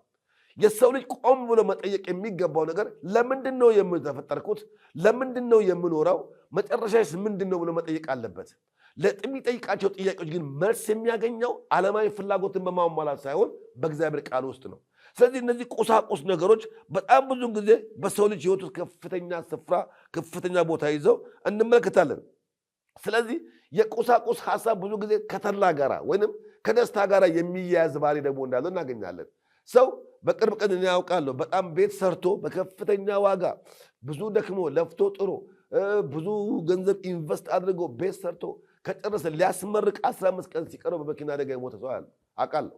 እና በመኪና አደጋ እና ድንኳን ተክሎ በቃ ቤተሰቡን ሰብስቦ ቤት ሰርቻለሁ የደስታ ተካፋይ ሁኑልኝ ብሎ ትልቅ ሴሌብሬት ሊያደርግ የሞከረ ሰው መጨረሻ ላይ ሊያስመርቅ 15 ቀን ሲቀረው ያረፈ ሰው አውቃለሁ። እና የእሱ ጊዜው በምን ተቃጠለ? ጉልበቱ በምን ባከነ? ለምንድን ነበር እንቅልፉን ያጣው? ስንመለከት ያንን ነገር ከነውለ ጥሎት ለሚሄደው ቤት የከፈለው ዋጋ ያሳዝናል። ነገር ግን ቤት አያስፈልግም እያልኩ አይደለም። ነገር ግን አምልኳችን የሚሰርቅብን ጊዜያችን የሚዘርፍብን የትኛውም ነገር ሁሉ ኃጢአት። ሰው ዛሬ ለእግዚአብሔር ቃል ጊዜ የለውም፣ ለጸሎት ጊዜ የለውም። ማለት በስራ አስፈላጊነት ጥቅም ነፍስ ተሰብካ ሰው ከእግዚአብሔር ቃል ርቆ ያለበት ዘመን ነው። ብዙ ጊዜ ስለ ውጭ ዓለም እንሰማለን፣ ሄደን ባናቅም እንሰማለን። 18 ሰዓት ይሰራሉ፣ 17 ሰዓት ይሰራሉ። በጣም እና ጊዜ የላቸውም፣ ለመብል ጊዜ የላቸውም፣ ለእንቅልፍ ጊዜ የላቸውም እንሰማለን። ነገር ግን ለአምልኮ እግዚአብሔር ለመፈለግ ሰው ጊዜ ካጣ ውድቀት ነው። ስለዚህ አስፈላጊ ነገር ነው፣ እውነት ነው። ግን ሰው ለእግዚአብሔር ጊዜ ከሌለው ዘንድሮ ሌባውም ጊዜ የለውም እኮ። ሁሉ በጣም በስራ አስፈላጊ ጥቅም ስለተሰበከ እረፍት የለውም። ተቀሽቃሽ ይወጣል። ነገር ግን ስሙኝ፣ የትኛውም ነገር ለማሟላት ከእግዚአብሔር ጋር መወገን ወሳኝ ጉዳይ ነው። ሶስተኛው የምንመለከተው የውድቀት ምክንያት ስኬት ነው። ሰው ሲሳካለት እግዚአብሔርን ይረሳዋል፣ ሲሞላለት እግዚአብሔርን ይረሳዋል። አንዳንድ ጊዜ በጉስቁልና በእጦት ዘመን በአጣን ጊዜ እግዚአብሔርን ተንበርክከን እያነባን እየጸለይን በፊት ለፊቱ በመሠዊያው ፊት እንዳልተገኘን ሲሞላልን ሲሳካልን ለጸሎት እንኳን ጊዜ የለንም፣ ለቃል ጊዜ የለንም። አይምሯችን በስራ አስፈላጊ ጥቅም ሰብከነው ሌት ተቀን ያንን የምናሳካበት ያንን ነገር የምንሞላበት ነገር የምናስበው እንጂ ወገኖች እግዚአብሔርን ለመፈለግ ጊዜ እናጣል። ስኬት በተለይ የውድቀት ምክንያት ነው። በጣም ብዙ ሰዎች ሲሞላላቸው ነው ለጸሎት ጊዜ የሚያጡት፣ ሲሞላላቸው ለቃል ጊዜ የሚያጡት፣ ነገሮች ሲስተካከልላቸው ነው ለቤተ ክርስቲያን ጊዜ የሚያጡት። ስኬት እንደ እግዚአብሔር ቃል መሆን ካልቻለ ወገኖች ውድቀት ነው። ለዚህ ነው ምኞቶቻችን በተሳተ መንገድ ለማሳካት ስንሞክር ሰይጣን ሔዋንን እንዳሳተ ብዙውን ጊዜ ብዙዎቻችን በዚህ ምክንያት እንገኛለን። ስለዚህ ያንን ለማሳካት ያንን ለማድረግ የምንሮጥበት ሩጫዎቻችን ሁልጊዜ ውድቀቶቻችን ያስከትላሉ። እና በጣም መጠንቀቅ ያለብን ነገር ምኞቶቻችንና ፍላጎቶቻችን ሲሟሉልን፣ ስኬታማ ስንሆን ወይንም ቁሳቁስ ሲሞላልን፣ የምንፈልጋቸው ነገሮች ሲሳኩልን ወይንም በዛ ነገር ላይ ደስታ ተድላ ደስተኛ ስንሆን ቆም በማወቅ ያለብን ይሄ የሆነው ከኔ ሳይሆን ሊያደርግ ከወደደ ከእግዚአብሔር ዘንድ ሆነልኝ እንጂ ከኔ አይደለም ብለን የሆነውን ነገር ሁሉ መልሰን ክብሩን ለእግዚአብሔር መስጠት አለብን። የተደረገው ነገር ሁሉ ክብሩ ለእግዚአብሔር መስጠት አለብን። ለእግዚአብሔር ክብር ያልሆነ ነገር ሁሉ መጨረሻ ውድቀት የሚያስከትለው። ስለዚህ ኃጢአት ሁልጊዜ በተለያየ አቅጣጫ ልንፈታው፣ ልንተረጉሞ፣ ልናየው እንደምንችል እንመለከታለን። ሌላው የሰው ልጅ የሚወርቀው ከምኞቱና ከፍላጎቱ ባሻገር ደግሞ ሰይጣን የሚባላል። ሰይጣን የወደቀው መልአክ የሚባል የሰው ልጆችን ኃጢአት ለማሰራት ሌት ተቀን የማይተኛ መጽሐፍ ቅዱሳችን በተለያየ አቅጣጫ ይናገራል። እና ሰይጣን ሁሉ ጊዜ የቅዱሳንን ሕይወት ለማበላሸት፣ የቅዱሳንን ሕይወት ለማርከስ፣ የቅዱሳንን መንገድ ሌት ተቀን ያለ እንቅልፍ ወይንም ያለ ድካም የሚሰራ አካል ቢኖር አጋንንት ነው። አጋንንት ሌት ተቀን መጽሐፍ ቅዱስ እንደሚናገር ሰይጣን ጥቂት ዘመን እንዳለው አርቆ በታላቅ ቁጣ ወደ እናንተ ወድቋል ይላል ዮሐንስ ራእይ ላይ። እና ጥቂት ዘመን እንዳለው አውቆ በታላቅ ቁጣ ወደ እናንተ ወድቋል ይላል። ክፍሉን ባነበው በጣም ደስ ይለኛል። ሰይጣን ብዙ ጊዜ የመጽሐፍ ቅዱስ ክፍላችን በዚህ ጉዳይ ላይ በተለያየ አቅጣጫ ሲናገረው እንሰማለን። እና እስቲ ይህን ክፍል እንመለከታለን። ራእይ ምዕራፍ 12 አካባቢ ይመስለኛል 12 11 አካባቢ ላይ መጽሐፍ ቅዱሳችን ራእይ ምዕራፍ 12 ከቁጥር 7 ጀምሮ ስንመለከት ስለ ሰይጣን በቅዱሳን ሕይወት ላይ እንዴት እንደሚዋጋ ስንመለከት እንደዚህ ይላል። በሰማይም ሰልፍ ሆነ ይላል መጽሐፍ ቅዱስ ሲናገር፣ በሰማይም ሰልፍ ሆነ፣ ሚካኤልና መላእክቱ ዘንዶን ተዋጉ። ዘንዶም ከመላእክቱ ጋር ተዋጋ፣ አልቻላቸውም። ከዚያም ወዲያ በሰማይ ስፍራ አልተገኘላቸውም። ዓለሙን ሁሉ የሚያስተው እንስማ ወገኖቼ፣ ዓለምን ሁሉ የሚያስተው ዲያብሎስና ሰይጣን የሚባለው ታላቁ ዘንዶ እርሱም የቀደመው እባብ ተጣለ፣ ወደ ምድር ተጣለ፣ መላእክቱም ከእሱ ጋር ተጣሉ። ታላቅም ድምፅ በሰማይ ሰማሁ እንዲህ ሲል፣ አሁን የአምላካችን ማዳንና ኃይልም መንግስትም የክርስቶስም ስልጣን ሆነ። ቀንና ሌሊትም በአምላካችን ፊት የሚከሳቸው የወንድሞቻችን ከሳሽ ተጥሏልና ካለ በኋላ እነርሱም ከበጉ ደም የተነሳ ከምስክርነታቸውም ቃል የተነሳ ድል ነሱት፣ ነፍሳቸውም እስከ ሞት ድረስ አልወደዱም። ስለዚህ ሰማይና በውስጡ የምታድሩ ሆይ ደስ ይበላችሁ፣ ለምድርና ለባህር ወዮላቸው ካለ በኋላ ይላል፣ ዲያብሎስ ጥቂት ዘመን እንዳለው አውቆ በታላቅ ቁጣ ወደ እናንተ ወርዷልና ይላል። ጥቂት ዘመን እንዳለው መላእክቱ ተዋግተውታል፣ ተጥሏል፣ ወድቋል። ነገር ግን ጥቂት ዘመን እንዳለው አውቆ በታላቅ ቁጣ ወደ እናንተ ወርዷል። እናንተ በዓለም ያላችሁ ሰዎች ይህን ልታውቁ ይገባል ይላል። ስለዚህ ዲያብሎስ ጥቂት ዘመን እንዳለው አውቆ በቀረችው ዘመን ላይ በታላቅ ቁጣ ወርዷል የሚለው ምን ለማድረግ? ለማሳት። ምን ለማድረግ? ቅዱሳንን ለመጣል። ምን ለማድረግ? ከእግዚአብሔር መንግስት ለማጉደል። በተለያየ አቅጣጫ የሰውን ሕይወት ለማበላሸት ዲያብሎስ ሌት ተቀን ያለ እረፍት ይተጋል። ስለዚህ መጽሐፍ ቅዱስ እንደሚነግረን ዲያብሎስን ተቃወሙት፣ ወደ እናንተ ይሸሻል፣ ወደ እግዚአብሔርም ቅረቡ፣ እግዚአብሔር ወደ እናንተ ይቀርባል። ተቃወሙት ማለት በኢየሱስ ስም እያሉ መገሰጽ ሳይሆን በሕይወት በኑሮ በምልልስ በንግግር በጽድቅ በቅድስና በታማኝነት እግዚአብሔርን በማክበር በእግዚአብሔር በመቆም ሁልጊዜ ስህተት የማይገኝበት ህይወት ለመኖር መሞከር አለበት። ማለት ያለ ስህተት አንኖርም ሳይሆን ነገር ግን ሁልጊዜ ሰይጣን የሚከስበት የወንድሞች ከሳሽ የሆኑ ዲያብሎስን የምናሳፍርበት ህይወት ከኛ ሊኖረን ይገባል ማለት ነው። ስለዚህ ሁልጊዜ በዚህ ነገር ነቅተን ቆምን ልንቃወመው ይገባል። ሌላው የምንመለከተው ከዲያብሎስ ባሻገር ቀጥሎ የምንመለከተው የእግዚአብሔር ቁጣ ይባላል። የእግዚአብሔር ቁጣ ይህን በአራት አቅጣጫ ፈትቼ እንመለከተዋለን። የእግዚአብሔር ቁጣ አንደኛ የእግዚአብሔር መንፈሳዊ ህግ ሰው በመታለፉ ምክንያት ሰው ያምጻል፣ ቃል እንተላለፋለን። ስለዚህ የእግዚአብሔር ቃል ደግሞ ሁልጊዜ በፊት ለፊታችን የተዘረጋ መስታወት ነው። መጽሐፍ ቅዱስ ሁልጊዜ የሰው ልጅ ፊቱን የሚመለከትበት የህይወት መስታወት ነው። መስታወት አይደብቅም፣ መስታወት አይዋሽም። መስታወት ወገኖች የሚጋርደው ነገር የለም። አይናር ካለብህ፣ ጉድፍ ካለብህ፣ ስተት ካለብህ መስታወት ግልጥ አድርጎ ይነግራል። የእግዚአብሔር ቃልም እንደ መስታወት ነው። ስለዚህ አንዋሽም። ማንም ሰው ስራው እንዳይገለጥበት በጨለማ ይመላለሳል። የእግዚአብሔር ቃል ግን ብርሃን ስለሆነ ይገልጠዋል። ስለዚህ ሁልጊዜ መጽሐፍ ቅዱስ ይወቅሳል እና ሰው የእግዚአብሔር ቃልን መሳት ሲጀምር የእግዚአብሔር ቃል እየወቀሰው፣ የእግዚአብሔር ቃል እየከሰሰው፣ የእግዚአብሔር ቃል ይህ ከአንተ አይጠበቅም ብሎ ሰው መጽሐፍ ቅዱስ እየወቀሰው ካለፈ ከሳተ እግዚአብሔር አምላክ ጣልቃ ይገባል። ስለዚህ የምንመለከተው የእግዚአብሔርን ቃል ነው። በእግዚአብሔር ቃል ውስጥ አንደኛው ህግን በመታለፍ፣ ሁለተኛ በሰው አመፀኝነት ላይ ደግሞ የእግዚአብሔር ጽድቅና ቁጣ ይገልጣል። ሰው ሲያምፅ አመፀኛ ሲሆን ለእግዚአብሔር ቃል አልታዘዝ ሲል ሰው አመፀኛ ሲሆን ወይም በእግዚአብሔር ቃል ላይ ሌላ ማይጠበቅና ማይደረግ ነገር ሳይሆን የእግዚአብሔር ቁጣ ይገልጣል። እግዚአብሔር ይቆጣል። ማለት መሐሪ አምላክ ነው፣ ይቅር ባይ አምላክ ነው፣ የፍቅር አምላክ ነው። እግዚአብሔር ትሑት ነው፣ ቸር አምላክ ነው። ነገር ግን የዛን ዋል ደግሞ እግዚአብሔር አምላክ ኃጢአትን አይታገስም፣ ይቆጣል፣ ይገስጻል። እና በዚህ ምክንያት ደግሞ እግዚአብሔር አምላክ የእግዚአብሔር ቁጣ ይገልጣል። ለምን? በአመፀኝነታችን ምክንያት። ሶስተኛ የምንመለከተው በእግዚአብሔር ጽድቅ ምክንያት የሰው ኃጢአተኝነት ይገለጣል ወይም ይፈረድበታል። ለምን? የሰው ጽድቅ ምን ማለት? ሰው የራሳቸውን ጽድቅ ሲያቆሙ ሳለ ከእግዚአብሔር ቁጣ ከእግዚአብሔር ጽድቅ ራቁ ይላል። ሰው ራሱ በእግዚአብሔር ጽድቅ ታምኖ በእግዚአብሔር ጸጋ ታምኖ ሊኖርና ሊያገለግል ሲገባው ሳለ ነገር ግን ከተገለጠለት ጽድቅና ከተገለጠለት ጸጋ ውጪ የራሱን ጽድቅ ለማቆም ሲሞክር ወይንም በእግዚአብሔር ጽድቅ ውስጥ እኔ ይህን ሰርቻለሁ ብሎ የራሱን ነገር ለማስገባት ሲሞክር ሳለ እግዚአብሔር በዚህ አይታገስም። አሁን ጦርነቱ እንግዲህ ይሄ ነው። ሰዎች የሚጾሙት፣ የሚጸልዩት፣ ቤተክርስቲያን የሚገነቡት በጣም ብዙ ነገር ያደርጋሉ። ለምን? እነሱ ለማስመዝገብ ነው። በቃ ይሄን ሰርቻለሁ፣ ይሄን አድርጌያለሁ፣ እግዚአብሔር አምላክ አይቀስፈኝም። ለድሃ ገንዘብ መስጠት ጥሩ ነው፣ ግን ለድሃ ገንዘብ በመስጠታችን ምክንያት አንጸድቅም። ወይም ብዙ በጎ ነገር ልንሰራ እንችላለን። እዛ በጎ ነገሮች ወገኖች ይጠበቃል፣ ጥሩ ነው በጎ ነገር መስራት። ነገር ግን ለመጽደቅ አይደለም። ሰው የራሱን ጽድቅ ለማቆም ሲሞክር ካለ እግዚአብሔር በኃጢአት ምክንያት የቀጣውን ያን የኃጢአትን ኃይል መልሶ ሰው ለማንሳት ሲሞክር እግዚአብሔር አይታገስም። አለመታገሱን የምንመለከተው በክርስቶስ ላይ ነው። እግዚአብሔር አምላክ ያለ ልክ ኢየሱስን ሲቀጣው በመስቀል ላይ እስከ መስቀል ሞት ድረስ እንኳን ሲቀጣው እግዚአብሔር አራራም። ለምን? ኃጢአት መቀጣት ነበረበት። ኃጢአት መገለጥ ነበረበት። ስለዚህ የኃጢአት ዋጋ ይከፈል ዘንድ ኢየሱስ ላይ ጨከነበት። ኢየሱስ ላይ እግዚአብሔር አምላክ ከጨከነ ዛሬ ደግሞ በምህረቱና በይቅርታው ዘመን እግዚአብሔር አምላክ ቁጣውን የማይገልጥበት የኃጢአት ኃይል የለም። ስለዚህ ሰው የራሱን ጽድቅ ሲያቆም የራሱን ነገር ሲያቆም እግዚአብሔር አምላክ በዚህ ምክንያት ሊቀጣው፣ ሊቆጣ፣ ሊገስጽ ይችላል።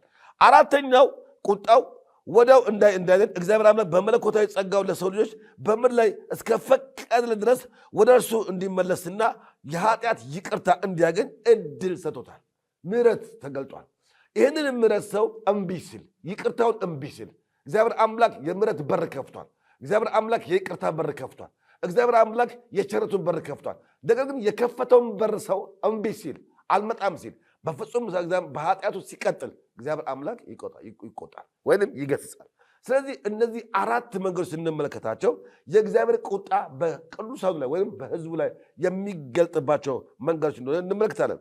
ስለዚህ እግዚአብሔርን ልንቀድሰው ይገባል፣ ልናመልከው ወይም ልናከብረው ይገባል። እግዚአብሔር አምላክ ሕግን ለሰው ሰጠ። ገብቷቸዋል። ሕግ ደግሞ ሰው ሊያጸድቀው አልቻለም። ኃጢአትን ወለደ። ኃጢአት ደግሞ በሰው ላይ ምን ሆነ? የኃጢአት ምክንያት ደግሞ መተላለፍ ሆነ ወይም አለመታዘዝ ሆነ። ያ ደግሞ የእግዚአብሔር ቁጣ መጣ። ስለዚህ ይህንን ነገር አውቀን በእግዚአብሔር ጽድቅና በእግዚአብሔር ቅድስና ልንመለስ የምንችልበትን ደግሞ እድል ሰጠን። ያው ማነሱ? ክርስቶስ ኢየሱስ ነው። ኢየሱስ ክርስቶስ የሕግ ፍጻሜ ነው። ኢየሱስ ክርስቶስ ለኃጢአት የተከፈለን የቤዛነት ስራችን ነው። የቤዛነት ስራ ነው። ኢየሱስ ክርስቶስ ሕይወት ነው። ኢየሱስ ክርስቶስ በእግዚአብሔር ፊት ለመቆም የምንችልበት ጽድቃችን ነው። ከኛ የሆነ ነገር የለም። የእግዚአብሔር ጽድቅ ያለ ሕግ ተገልጧል። እርሱም ክርስቶስ ኢየሱስ ነው። ቤዛነታችን ያገኘንበት፣ ምሕረት የተቀዳጀንበት፣ በእግዚአብሔር ፊት ለመቆም ብቃት ያገኘንበት የእግዚአብሔር ጽድቅ ያለ ሕግ ተገልጧል። እርሱም ማን ነው? ክርስቶስ ኢየሱስ ነው። ስለዚህ ከዚህ ቁጣ፣ ከዚህ የኃጢአት ኃይል፣ ከዚህ የኃጢአት ጉልበት ልንነጻ የምንችልበት ብቸኛው መንገድ ምንድን ነው? እሱ ነው። ስለዚህ ኢየሱስ ክርስቶስ የኃጢአትን ኃይል ለማስወገድ ብዙ ዋጋ ከፍሏል። በተለይ እንድንመለከት የምንፈልገው ስርየት ማለት ይቅርታን ያገኘንበት፣ ምሕረት ያገኘንበት ምንድነው? ስርየት ምንድነው? ይቅርታ ያገኘንበት ብለን ስንመለከት ኢየሱስ ክርስቶስ የሰውን ኃጢአት በደሙ የሸፈነበት፣ የጋረደበት ወይንም የታገሰበት ማለት ሰው በእግዚአብሔር ቁጣ እንዳይቀሰፍ የክርስቶስ ኢየሱስ የደሙ ኃይል የሰውን ኃጢአት ሸፈነው። አሁን እግዚአብሔር አምላክ ሰውን ሲመለከተው ስርየት በተደረገለት በደሙ በኩል ነው።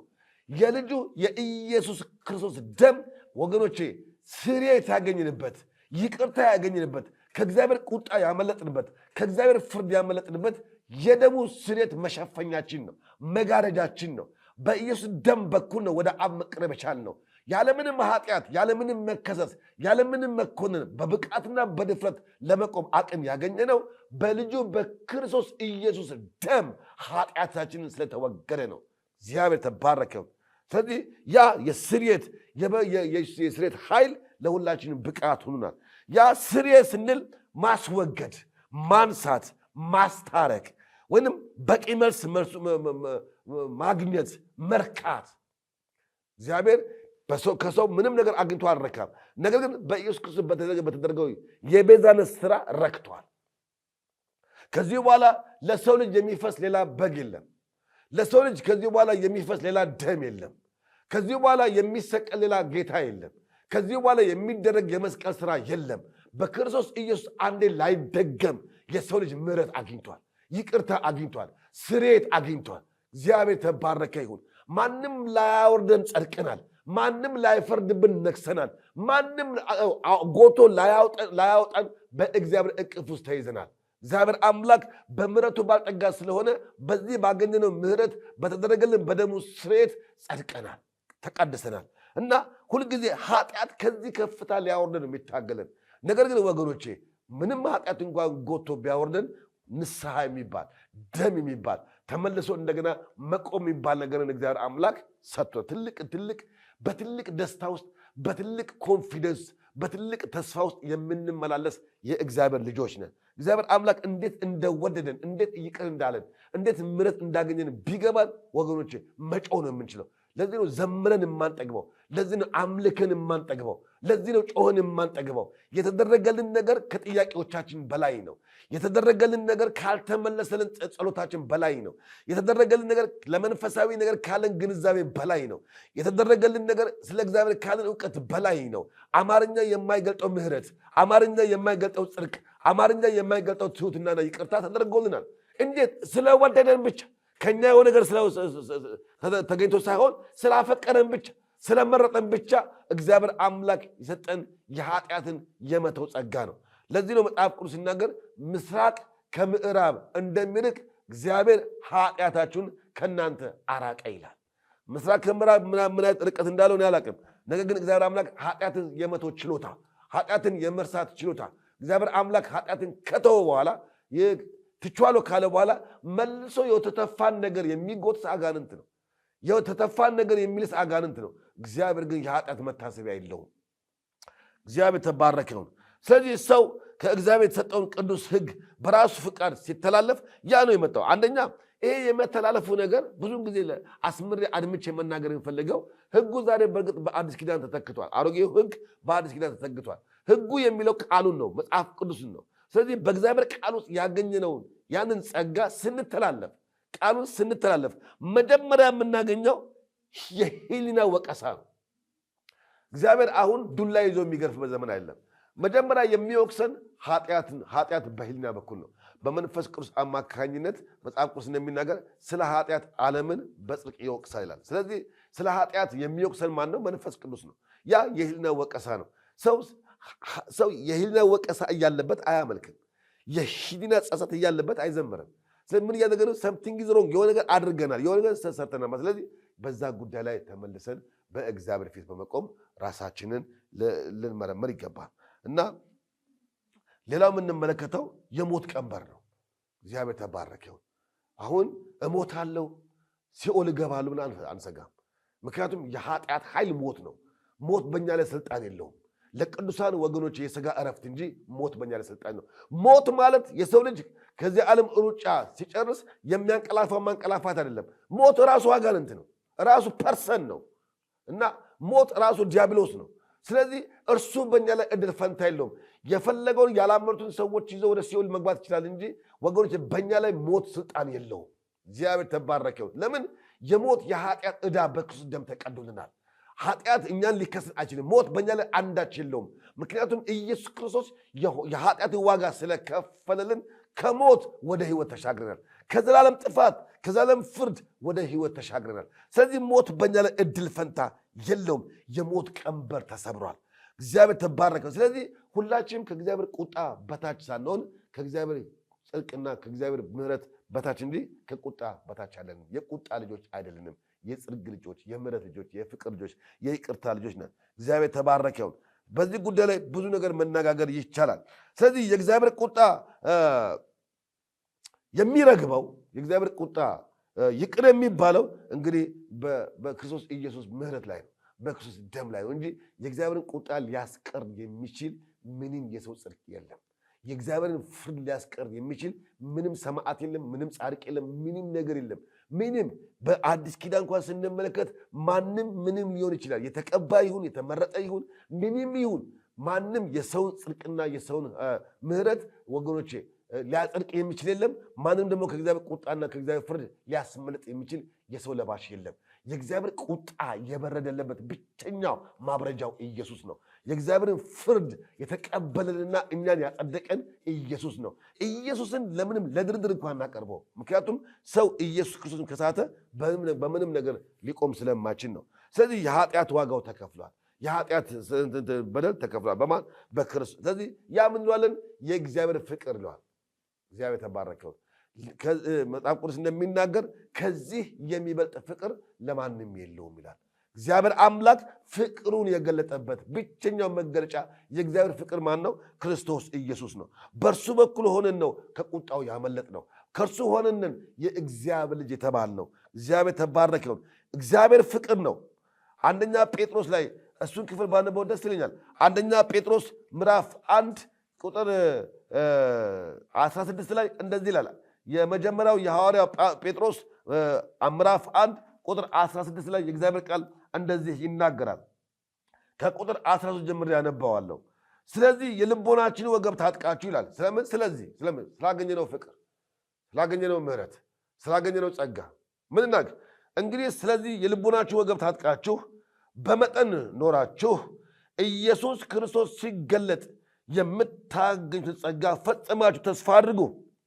እንደሚታዘዙ ልጆች ባለማወቃችሁ አስቀድሞ የኖራችሁበትን ምኞት አትከተሉ። ዳሩ ግን እኔ ቅዱስ ነኝና ቅዱሳን ሁኑ ተብሎ ስለተጻፈ የጠራችሁ ቅዱስ እንደሆነ እናንተ ደግሞ በኑሯችሁ ሁሉ ቅዱሳን ሁኑ። ለሰው ፊትም ሳያዳላ በእያንዳንዱ ላይ እንደ ስራው የሚፈርደውን አባት ብላችሁ ብትጠሩ በእንግድነታችሁ ዘመን በፍርሃት ኑሩ። ከአባቶቻችሁ ከወረሳችሁት ከከንቱ ኑራችሁ በሚያልፍ ነገር በብር ወይም በወርቅ ሳይሆን ነውርና እድፍ እንደሌለው እንደ በግ ደም በክብር በክርስቶስ ኢየሱስ ደም እንደተዋጃችሁ ታውቃላችሁ። ዓለም ሳይፈጠር እሱ እንኳን አስቀድሞ ታወቀ። ነገር ግን እምነታችሁና ተስፋችሁ በእግዚአብሔር ይሆን ዘንድ ከሙታን ባስነሳው ክብርንም በሰጠው በእግዚአብሔር በእርሱ ስለምታምኑ ስለ እናንተ በዘመኑ መጨረሻ ተገለጠ ይላል። እግዚአብሔር ተባረከ ይሁን። መጽሐፍ ቅዱስ እንደሚናገር የልቦናችሁ ወገብ ታጥቃችሁ በመጠን ኑሩ ነው የሚለው። ለምን? ኢየሱስ ክርስቶስ ሲገለጥ እግዚአብሔር ተባረከ ይሁን። የምታገኙትን ጸጋ ፈጽማችሁ ተስፋ አድርጉ። እንደሚታዙ ልጆች በጽድቅና በቅድስና በፍቅር ተመላለሱ። ለምን? የተለቀቀልን ፍቅር የተለቀቀልን ምሕረት ያለ አግባብ ሳይሆን በአግባብ እንድኖር የማድረግ አቅም አለው። ሰው እግዚአብሔር ኃጢአት ሲሰራ ዝም ሲለው፣ ሲበድል ዝም ሲለው፣ ሲሳሳት ዝም የሚለው ኃጢአቱን እያጸደቀለት አይደለም፣ ስህተቱን እያጸደቀለት አይደለም። የእግዚአብሔር ምሕረት ከሰውየው ኃጢአት ጋር አይመጣጠንም። የእግዚአብሔር ይቅርታ ከሰራው በደል ጋር አይመጣጠንም። እግዚአብሔር ይቅር አለ ማለት፣ እግዚአብሔር ምሕረት አደረገልን ማለት እንድንፈራ ይልቁንም እንድንቀጠቀጥ ያደርገናል እንጂ እንድንደፍረን ልብ አይሰጠንም። ስለዚህ ኃጢአትን ልንለማመደው አይገባም፣ ልንደፍረም አይገባም። እግዚአብሔር ዝም ሲለን፣ እግዚአብሔር ሲያልፈንም ልንደነግጥ ይገባል፣ ይልቁንም ልንፈራ ይገባል። ስለዚህ የምሕረቱ ጸጋ በውስጣችን ተገልጦ እንዲወጣ ቃሉን ልንደፍረው ሳይሆን ልንፈራው ይገባል። እግዚአብሔር ልናከብረው እንጂ ልንደፋፈረው አይገባም። የእግዚአብሔር ምሕረት ያደግ ተገልጧልና እግዚአብሔር ተባረከ ይሁን። ስለዚህ የእግዚአብሔር የፍቅሩ ልጆች ነን። በደንብ ስሙኝ። እግዚአብሔር የሰው ልጅ ሲፈጥር ሰማይ ሁን፣ ምድር ሁን፣ ጨረቃ ሁን ብሎ ከፈጠረበት ፍጥረት በላይ ይልቁንም በጣር የተወለድን የጣር ልጆች ነን። በደም የተወለድን የደም ልጆች ነን። የይቅርታ ልጆች ነን። የፍቅር ልጆች ነን። እግዚአብሔር ያከበረው፣ እግዚአብሔር የሚተማመንበት ይልቁንም ለዚህ ዓለም ለሚጠፋው ዓለም ተስፋ አድርጎ ያቆመው ማን ነው ብላችሁ ብትጠይቁን በክርስቶስ ደም የተዋጀን እኔና እናንተ ነን። ስለዚህ የከበርን ሰዎች ነን፣ ተራ ሰዎች አይደለም። እግዚአብሔር አምላክ በምሕረቱ የወለደን ሰዎች ስለሆነ እንደ ተራ ሰዎች አድርገን ክርስትና ልናቃለው አይገባም። ክርስትና በክርስቶስ ኢየሱስ የተመሰረተ የደም ፍሬ ነው። ይሄ ደግሞ ልናቀለው አይገባም። ክቡር ስራ ነው። ማንም ልንደፍረው አይገባም። ስለዚህ የፍቅር ሰዎች ስለሆንን የፍቅሩ መገለጫዎቹ እኔና እናንተ ነን። እግዚአብሔር ምሕረቱ መሐሪ ነው ስንል የምሕረቱ መገለጫዎች እኔና እናንተ ነን። ምክንያቱም መጽሐፍ ቅዱስ በተለያየ አቅጣጫ ስለ እግዚአብሔር ምሕረት ይናገራል እና እግዚአብሔር እንኳን ሰው ዘመን ተቀይሯል፣ ዓመተ ምሕረት ተብሎ። ስለዚህ ምሕረት፣ ይቅርባይነት፣ ፍቅር መገለጫዎቹ እኔና እናንተ ነን። እግዚአብሔርን አንድስ እንኳን ያየው የለም። ነገር ግን መጽሐፍ ቅዱስ እንደሚናገር በእቅፉ ያለው አንድያ ልጁ ተረከው ይላል። ምንድነው ተረከው ማለት? ተናገረው ማለት አይደለም፣ አወራው ማለት ኖረው፣ ገለጠው፣ አድርጎ አሳየን። እግዚአብሔር መሐሪ እንደሆነ ይቅርባይ እንደሆነ እግዚአብሔር ተባረከ። ስለዚህ የስርየትን አቅጣጫ ወይም የኃጢአትን ይቅርባይነትን አቅጣጫ የምሕረቱን አቅጣጫ ነበር እየተመለከትን ያለው። ስለዚህ ነገራችንን ስንጠቀልለው ይሄ የይቅርታው እና የምሕረቱ እንቅስቃሴ ሰው ኃጢአት ስለሰራ እግዚአብሔር ኖ በቃ ማድረግ አልነበረብኝም ይቅርታ ብሎ ያደረገው አይደለም። የዘላለም እቅዱ ነው። እግዚአብሔር ተባረከ ይሁን። በሰው ስህተት ላይ ተመስርቶ የተሰራ ስርየት አይደለም። በሰው ጥፋት ላይ ተመስርቶ የተደረገ የይቅርታ ስራ አይደለም። የዘላለም እቅዱ ነው። እግዚአብሔር አምላክ ኮንዲሽናል አይደለም። እግዚአብሔር አምላክ በሁኔታ ላይ ተመስርቶ የሚሰራ አምላክ አይደለም። የዘላለም ፕላኑ ነው። የዘላለም እቅዱ ነው። ለዚህ ነው ዮሐንስ ወንጌል ምዕራፍ 17 ላይ ስለዚህ ጉዳይ አንድ ነገር ይነግረናል። ዮሐንስ ወንጌል ምዕራፍ 17 ላይ የእግዚአብሔር ቃል እንደዚህ ይላል። የዮሐንስ ወንጌል ምዕራፍ 17 ላይ ከቁጥር 5 ጀምሬ ያነባዋለሁ። እንደዚህ ይላል መጽሐፍ ቅዱስ ሲናገር። ይሄ ክፍል ጌታችን ኢየሱስ ክርስቶስ የጸለየበት ክፍል ነውና በጣም የሚገርመኝ ነገር ነው እና ኢየሱስ ክርስቶስ ከአባቱ ጋር በሚጸልይበት ጊዜ የተናገራቸው ቃላቶች ናቸው እና ግን ቃላቶቹ ቀላል ቃላቶች አይደሉም፣ ጠንካራ ቃላቶች ናቸው እና የእኛንም ቦታና ስፍራ የሚያሳይ ክፍል ነው። በተለይ ትንሽ ከፍ አድርጌ ባነበው እንደዚህ ይላል። እውነተኛ አምላክ ሆይ ይላል ቁጥር 3 ላይ እውነተኛ አምላክ ሆይ እውነተኛ አምላክ ብቻ የሆንክ አንተን የላከውን ኢየሱስ ክርስቶስን ያውቁ ዘንድ ይህቺ የዘላለም ሕይወት ናት ይላል። ስሙኝ፣ ኢየሱስ ሰው ኃጢአት ስለሰራ የተፈጠርኩት ሰው ኃጢአት ሰርቷልና በቃ ሐሳቤን ልቀይር ብሎ የተፈጠረ ክስተት አይደለም። ኢየሱስ ድነትን የሰራው በሰው ስህተት ላይ ተመስርቶ አይደለም፣ ወይንም በተፈጠረ አጋጣሚ ላይ የተሰጠ ደህንነት የለም። ደህንነት ሕይወት ከዘላለም የነበረ የእግዚአብሔር ዕቅድ ናት። ለዚህ ነው ዮሐንስ ላይ ሲናገር ምን አለ? እውነተኛ አምላክ ብቻ የሆንክ አንተን የላከውን ኢየሱስ ክርስቶስን ያውቁ ዘንድ ይህቺ የዘላለም ሕይወት ናት ካለ በኋላ ቀጥሎ ሲናገር እንደዚህ ይላል። እኔ ላደረገው የሰጠኝን ሥራ ፈጽሜ በምድር አከበርኩ። አሁንም አባት ሆይ ዓለም ሳይፈጠር በአንተ ዘንድ በነበረኝ ክብር አንተ በራስህ ዘንድ አክብረኝ። ከዓለም ለሰጠኝ ሰዎች ስምን ገለጥኩላቸው። ያንተ ነበሩ፣ ለእኔም ሰጠሃቸው፣ ቃልንም ጠብቀዋል። የሰጠኝንም ሁሉ ከአንተ እንደሆነ አሁን ያውቃሉ። የሰጠኝንም ቃል ሰጠቻቸዋለሁና እነርሱ ተቀበሉት። ከአንተ ዘንድ እንደወጣው በእውነት አወቁ፣ አንተም እንደላከኝ አመኑ። እኔ ስለ እነዚህ እለምንሃለሁ፣ ስለ ዓለም አልለምንህም፣ ተሰጠኝ እንጂ ያንተ ናቸውና የኔም የሆነ ሁሉ ያንተ ነውና ያንተም የኔ ነውና እኔም ስለነርሱ ከብሬአለሁ። ከዚህም በኋላ በዓለም አይደለሁም፣ እነርሱ በዓለም ናቸው፣ እኔም ወደ አንተ እመጣለሁ። ቅዱስ አባት ሆይ እነዚህ ሰጠኝን እንደኛ አንድ እንዲሆኑ በስም ጠብቃቸው። ከእነርሱ ጋር በዓለም ሳለው የሰጠኝን በስም እኔ ጠብቄያቸው ነበረ፣ ጠበቅኳቸውም። መጽሐፍ እንዲፈጸም ከጠፋት ልጅ በቀር ከእነርሱ ማንም አልጠፋም። አሁንም ወደ አንተ እመጣለሁ፣ በእነርሱ ዘንድ ደስታ የተፈጸመ እንዲሆንላቸው ይህን በዓለም እናገራለሁ። እኔ ቃልን ሰጥቻቸዋለሁ፣ እኔም ከዓለም እንዳይደለሁ ከዓለም አይደሉምና ዓለም ጠላቸው።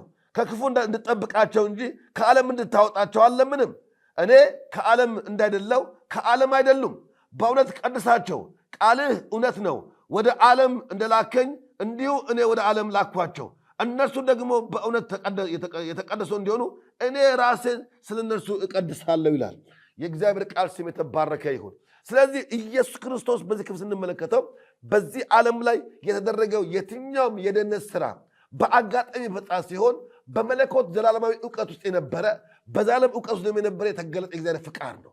ስለዚህ በሰው ስህተት ላይ፣ በሰው ጥፋት ላይ፣ በሰው ሕግ መታለፍ ላይ፣ በሰው አለመታዘዝ ላይ ተመስርቶ የተገለጠና የተሰራ ደህንነት የለም። ደህንነት የሰው ልጅን ለማዳን የተሰራ የዘላለም ዕቅድ ነው። ነገር ግን ዕቅዱ ስሙኝ፣ አብ አባታችን ለዘላለም ከኛ ጋር እንዲኖር ኢየሱስ በሥጋ ወራት ላይ የቃተተው መቃተት ነው። የለመነው ልመና ነው። የጮኸው ጮኸት ነው። ስለዚህ እነሱ ከዚህ ዓለም ናቸውና እንደ ደግሞ ከዚህ ዓለም አይደለውምና ቅዱስ አባት ሆይ እኔም መቀደስ መቀደስ ቀድሳቸው፣ ጠብቃቸው፣ አግዛቸው፣ እርዳቸው፣ ከነሱ ጋር ሁን እያለ ኢየሱስ ክርስቶስ ምን ያህል ምሕረቱ እርሱ ቤዛ ከመሆኑ በላይ ደግሞ በአባቱ ቅፍ እንኳን ተቀምጦ ወገኖቼ በግርባው ቀኝ ተቀምጦ ዛሬም እንኳን ታውቃላችሁ ስለ እያንዳንዳችን ምሕረት፣ ስለ እያንዳንዳችን ይቅርታ፣ ስለ እያንዳንዳችን በጎነት ምን ያህል ልቡ ጥልቅ እንደሆነ፣ ምን ያህል የፍቅር አምላክ እንደሆነ፣ ምን ያህል የርኅራኄ አባት እንደሆነ የሚያሳይ ክፍል ነው። ስለዚህ ማንም አንስቶ ላያወጣን ምሕረት ያገኘን ሰዎች ነን። የይቅርታ ልጆች ነን። የፍቅር ሰዎች ነን። እግዚአብሔር ያለ ልክ የወደደን ሰዎች ነን። ስለዚህ ይህ ፍቅር ጊዜያዊ ወቅታዊ ወይንም የተወሰነ ነገር ላይ የተገደበ ሳይሆን ዘላለማዊ ፍቅር ነው። ወይንም ኮንዲሽናል አይደለም። ወይንም በሆነ ነገር ላይ በሰዎች ስሜትና በሰዎች መቆምና አለመቆም ላይ ተመስርቶ የተሰጠ ፍቅር አለ። ብንቆምም ባንቆምም የእግዚአብሔር ፍቅር እንደ ወንዝ ይፈሳል።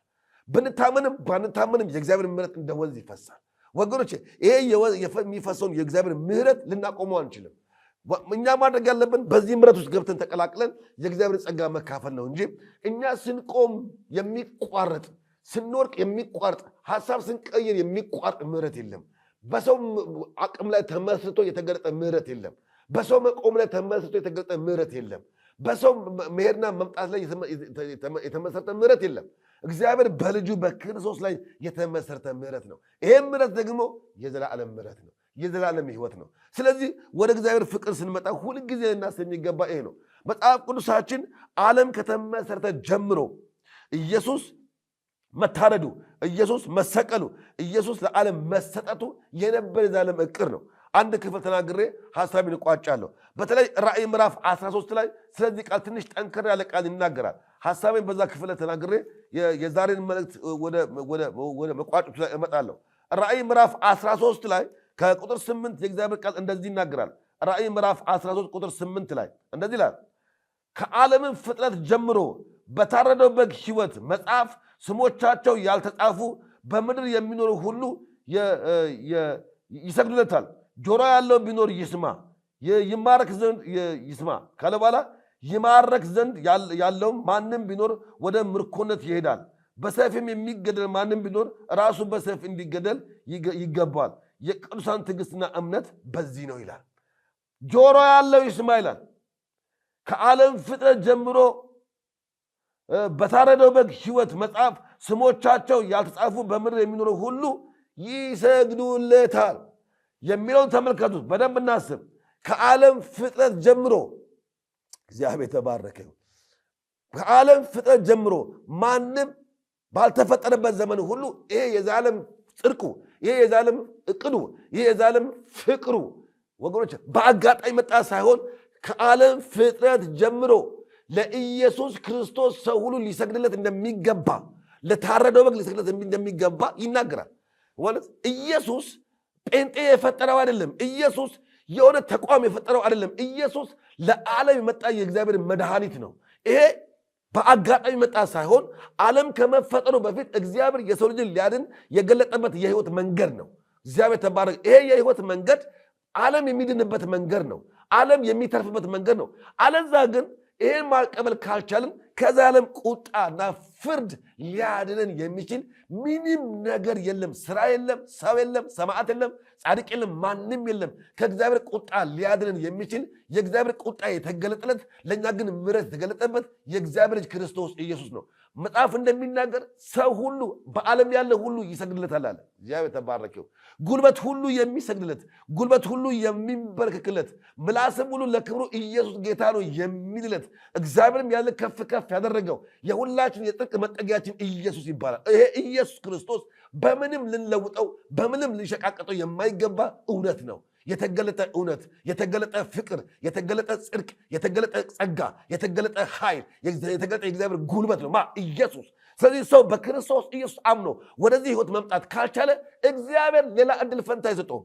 ሌላ መድኃኒት የለም፣ ሌላ የሚታረድ በግ የለም፣ ሌላ መስቀል የለም፣ ሌላ የሚፈስ ደም የለም። ኢየሱስ አንዴ ያለ ርኅራኄ ቁጣውን በልጁ ላይ ገልጧል። ስለዚህ በተገለጠልን በክርስቶስ ኢየሱስ የዘላለምን ህይወት ልንቀበል፣ በእርሱም ደግሞ ህይወት ልናተርፍ የዘላለም መንገዳችን ልንጠመጠም ይገባል።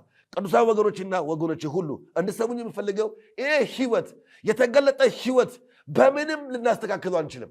በመጽዋታችን፣ ቤተክርስቲያን በማነጻችን፣ በመጾማችን፣ በመጸለያችን፣ ድሃ በመመገባችን፣ በተለያየ አቅጣጫ ወገኖቼ በጎ በማድረጋችን የምናስተካክለው አይደለም። ይሄ የእግዚአብሔርን ቁጣ ያስከትላል። የሰው ጽድቅ የእግዚአብሔርን ቁጣ ያመጣል። ምክንያቱም ኢየሱስ ክርስቶስ የመሰለ ቤዛ ሰጥቶን ሰው አይበቃኝም ራሴን ለመጽደቅ እሞክራለሁ ካለ አመፅ ነው። ከእግዚአብሔር ጋር ነው የሚጣላው። ሰው በራሱ አቅም የለውም፣ ጉልበት የለውም።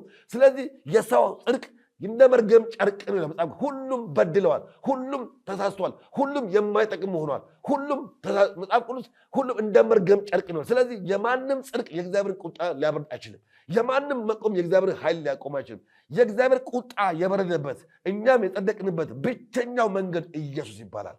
ሰው በክርስቶስ ኢየሱስ መኖር ካልቻለ በዚህ ዓለም ላይ ሌላ መኖር አይችልም። ስለዚህ በዚህ እውነት ላይ ራሳችንን አስተካክለን መንገዳችን በእግዚአብሔር ቃል ጠብጥበን የቀረኑን ዘመናችን ከእርሱ ጋር መኖር እንዲሆንልን ጸጋው በክርስቶስ ይብዛልን። ስለሰማችሁን አመሰግናለሁ። በክርስቶስ ኢየሱስ ይህ ሕይወት ይብዛላችሁ። የአምላክ ጸጋ ይብዛላችሁ። ተባረኩ። አመሰግናለሁ። አሜን።